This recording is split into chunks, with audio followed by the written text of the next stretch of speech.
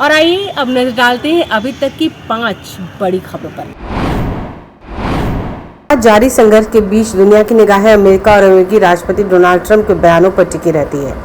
वह रोज नए नए दावे करते। शुक्रवार को जब वह फ्लोरिडा में future investment initiative priority summit के बाद पत्रकारों से चर्चा कर रहे थे, तब उन्होंने ऐसा कुछ कहा कि पूरे सभागार में हंसी गूंज उठी। हालांकि उनके आलोचक इसकी आलोचना कर रहे हैं। प्रेस कॉन्फ्रेंस के दौरान अपनी बात रखने के बाद उन्होंने पत्रकारों से सवाल पूछने को कहा। इस दौरान उन्होंने कहा कि मैं ऐसे राजनेताओं में नहीं हूं जो सवालों से बचते हैं। प्रधानमंत्री नरेंद्र मोदी आज जेवर में बने नोएडा इंटरनेशनल एयरपोर्ट का उद्घाटन करेंगे। इसे लेकर सुरक्षा के व्यापक और बहुस्तरीय इंतजाम किए गए। जेवर एयरपोर्ट शुरू होने के बाद उत्तर प्रदेश का पहला राज्य बन जाएगा जिसके पास 5 इंटरनेशनल एयरपोर्ट होंगे। यह प्रोजेक्ट 4 चरणों में पूरा होगा, जिसकी कुल अनुमानित लागत 29,560 करोड़ रुपए है। सीएम योगी आदित्यनाथ के साथ राज्यपाल, कई केंद्रीय और राज्य मंत्री भी इस कार्यक्रम में उपस्थित रहेंगे। हरियाणा में हाल ही में संपन्न हुए राज्यसभा चुनाव के बाद कांग्रेस पार्टी में अंदरूनी कलह और बगावत खुलकर सामने आ गई है।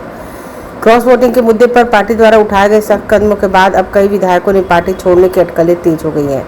हरियाणा में 16 मार्च को राज्यसभा की सीटों के लिए मतदान हुआ था। कांग्रेस ने करमवीर सिंह बौद्ध को अपना उम्मीदवार बनाया था, जबकि भाजपा ने निर्दलीय उम्मीदवार सतीश नांदल को अपना समर्थन दिया था। अमेरिकी राष्ट्रपति डोनाल्ड ट्रंप ने मियामी में सऊदी समर्थित फ्यूचर इन्वेस्टमेंट इनिशिएटिव सम्मेलन में बोलते हुए दुनिया को चौंका दिया।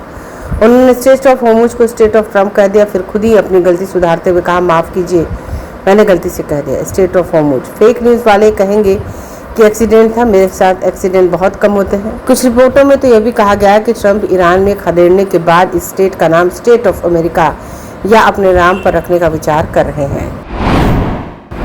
ईरान में जारी संघर्ष के बीच भारत में लॉकडाउन को लेकर तरह तरह की चर्चा हो रही है। इसके पीछे तर्क दिया जा रहा है कि देश में ईंधन की कमी के चलते केंद्र सरकार इस तरह का फैसला ले सकती है।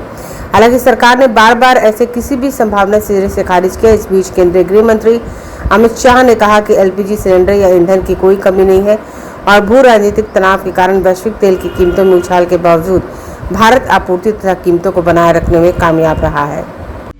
अगर आप भी अपने दुकान, प्रतिष्ठान, school, college, coaching centre, restaurant, cafe का विज्ञापन देना चाहते हैं, वो भी किफायती दर पर, तो आंखें न्यूज 24 लेकर आया है आपके लिए एक सुनहरा मौका। आंखें न्यूज 24 न्यूज पोर्टल की दुनिया में बिहार का सबसे उभरता हुआ चैनल, जहां बिहार झारखंड से जुड़े तमाम बड़ी खबरें देखने को मिलती है। तो देर किस बात की, आज भी जुड़े आंखें न्यूज 24 के साथ।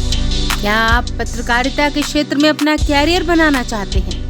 तो आज ही Royal Ashoka Institute of Mass Communication and Journalism में अपनी जगह सुनिश्चित करें।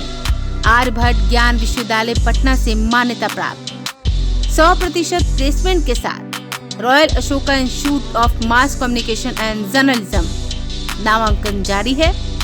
हमारा पता है DS/16 गायत्री मंदिर के समीप, कंकड़ बाग, पटना 8,20,000। आप हमें संपर्क भी कर सकते हैं। हमारा मोबाइल नंबर है 9955456126।